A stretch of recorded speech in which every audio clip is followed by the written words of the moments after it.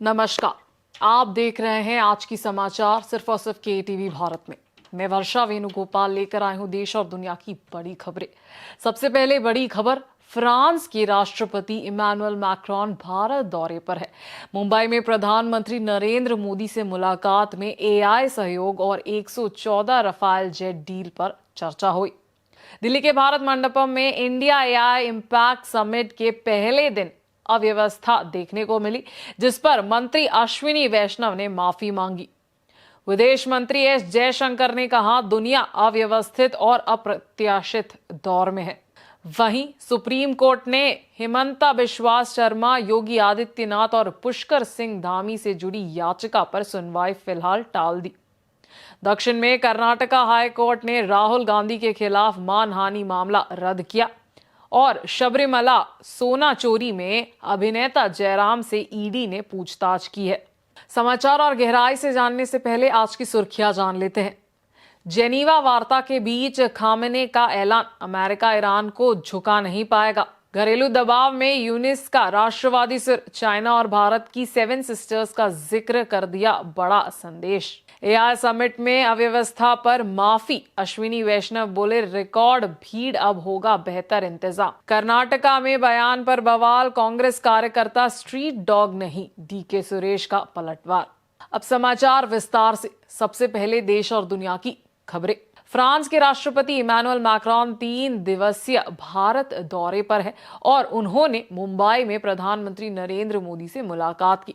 इस बैठक में आर्टिफिशियल इंटेलिजेंस यानी एआई सहयोग और बहुचर्चित रफाल लड़ाकू विमान सौदे पर खास चर्चा हुई। भारत ने हाल ही में 114 रफाल जेट खरीदने के प्रस्ताव को मंजूरी दी है, जिसकी अनुमति कीमत लगभग 3.25 लाख करोड़ रुपए बताई जा रही है। ये अब तक का सबसे बड़ा रक्षा सौदा हो सकता है। इससे पहले भारत 36 रफाल विमान खरीद चुका है और 26 नेवी के लिए ऑर्डर कर चुका है। दोनों नेताओं ने भारत फ्रांस रणनीतिक साझेदारी की प्रगति की समीक्षा की और नए क्षेत्रों में सहयोग बढ़ाने पर जोर दिया। साथ ही मुंबई से वीडियो कॉन्फ्रेंस के जरिए टाटा ग्रुप और एयरबस की संयुक्त हेलीकॉप्टर असेंबली लाइन का उद्घाटन भी किया जाएगा। राष्ट्रपति मैक्रोन 18 से 19 फरवरी को होने वाले एआई इम्पैक्ट समिट में भी भाग लेंगे। ये दौरा रक्षा, तकनीक और व्यापारिक रिश्ते मजबूत करने की दिशा में महत्वपूर्ण माना जा रहा है। दिल्ली के भारत मंडपम में आयोजित इंडिया एआई इम्पैक्ट समिट के पहले दिन भारी अव्यवस्था देखने को मिली।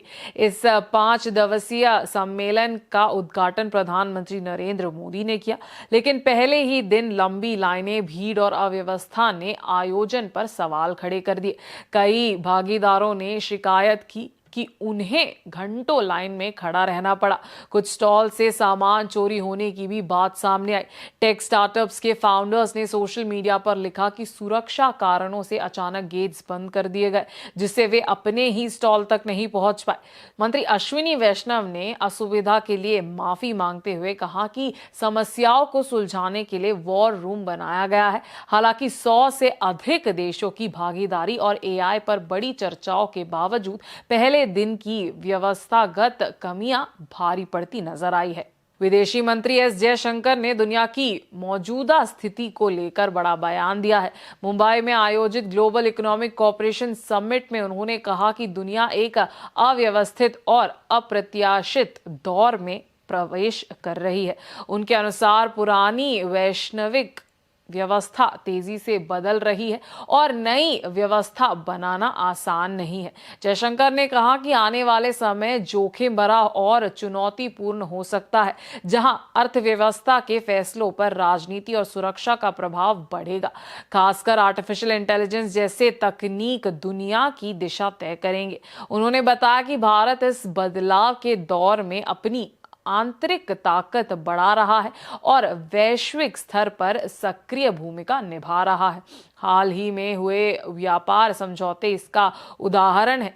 जयशंकर ने यह भी कहा कि प्रधानमंत्री नरेंद्र मोदी के नेतृत्व में भारत एक मजबूत और भरोसेमंद साझेदार बनकर उभर रहा है।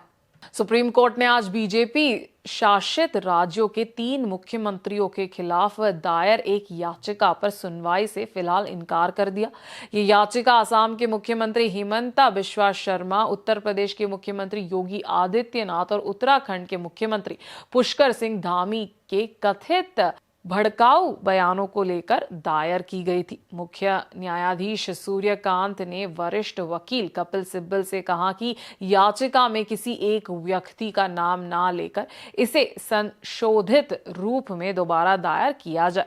कोर्ट ने कहा कि सिर्फ चुनिंदा लोगों को निशाना बनाना सही नहीं है और सभी राजनीतिक दलों को संवैधानिक मर्यादा और आपसी सम्मान का पालन करना चाहिए। न्यायमूर्ति बीवी नागरत्ना और न्यायमूर्ति जयमाला बागची ने भी कहा कि ऐसे मामलों में गंभीर और संतुलित दृष्टिकोण जरूरी है। फिलहाल याचिका में बदलाव के लिए समय दिया गया है और सुनवाई टाल दी गई है। अब जरा नजर डालते हैं दक्षिण की ओर। कर्नाटका हाई कोर्ट ने कांग्रेस नेता और लोकसभा में विपक्ष के नेता राहुल गांधी के खिलाफ दायर मानहानि मामले को रद्द कर दिया है। यह मामला भारतीय जनता पार्टी यानी बीजेपी की ओर से दर्ज कराया गया था। दरअसल 2023 के कर्नाटका विधानसभा चुनाव से पहले कांग्रेस पार्टी ने अखबारों में एक विज्ञापन जारी किया था जिसका शीर्षक था करप्शन रेट कार्ड। इस विज्ञापन में आरोप लगाया गया था कि उस समय राज्य में सरकार ठेकेदारों से सार्वजनिक कार्यों के लिए 40% तक कमीशन ले रही है। बीजेपी ने इन आरोपों को झूठा और बेबुनियाद बताते हुए राहुल गांधी, मुख्यमंत्री सिद्धरामैया और उप मुख्यमंत्री डीके शिव कुमार के खिलाफ मानहानि का केस दर्ज किया था। सुनवाई के दौरान हाई कोर्ट ने कहा कि इस प्रक्रिया को आगे बढ़ाना कानून की प्रक्रिया का दुरुपयोग होगा, इसलिए राहुल गांधी के खिलाफ सभी कार्रवाई रद्द की जाती है। इससे पहले जून 2024 में मजिस्ट्रेट कोर्ट ने तीनों नेताओं को जमानत दे दी थी। अब हाई कोर्ट के इस फैसले को कांग्रेस के लिए बड़ी राहत मान रहा है। जमीन आवंटन को लेकर एक बार फिर सियासत गर्मा गई है। आरोप लगाया गया है कि जिस जमीन की बाजार कीमत लगभग 10 करोड़ रुपए प्रति एकड़ है, उसे सिर्फ 50 लाख रुपए प्रति एकड़ की दर से 100 करोड़ एकड़ आवंटित किया गया। साथ ही ये भी दावा किया गया कि करोड़ों रुपए सीएसआर फंड के जरिए जुटाए गए और सत्ता का दुरुपयोग हुआ। आरोपों में ये सवाल भी उठाया गया कि बिना औपचारिक भूमि आवंटन के आरएसएस का कार्यालय कैसे बना। इसके अलावा सदाशिव नगर इलाके में एक पार्क की जमीन वेलनेस सेंटर के योगा कार्यालय को देने का मुद्दा भी सामने आया है। हालांकि संबंधित पक्ष का कहना है कि जमीन का आवंटन सभी नियमों और मापदंडों के आधार पर किया गया है। उन्होंने साफ कहा कि अगर किसी को आपत्ति है तो वह अदालत जा सकते हैं। उनका कहना है कि पार्टी के लिए भवन बनाना उनका कर्तव्य है और ये फैसला पूरी जिम्मेदारी का साथ लिया गया है। फिलहाल इस मुद्दे पर राजनीतिक बहस तेज है और मामला कानूनी मुद्दा भी ले सकता है। शबरीमला गोल्ड चोरी मामले में अभिनेता जयराम से प्रवर्तन निदेशालय यानी ईडी ने कोच्चि दफ्तर में पूछताछ पूरी कर ली है। ये पूछताछ कथित सोना घोटाले और वित्तीय लेन देन की जांच के तहत की गई।